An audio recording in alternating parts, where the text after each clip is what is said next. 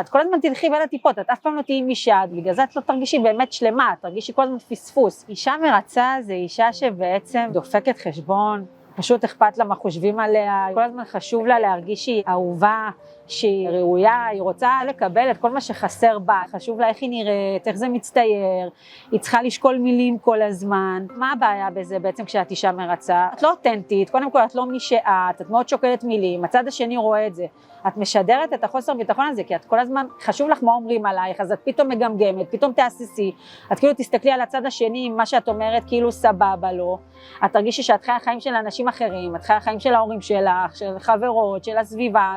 של מה מצופה ממך, ואת כל הזמן תרגישי את החוסר מימוש הזה, וזה פשוט יוצר מעגלים של תסכול כשאת אישה מרצה, זה פוגש אותך גם כשאת בעבודה, וגם כשאת מחפשת זוגיות, וגם כשאת מול ההורים, פשוט כל הזמן, את לא תמצאי את עצמך בשום מקום, את לעולם לא תרגישי סיפוק כשאת תנסי לרצות אנשים אחרים, זה לא יקרה.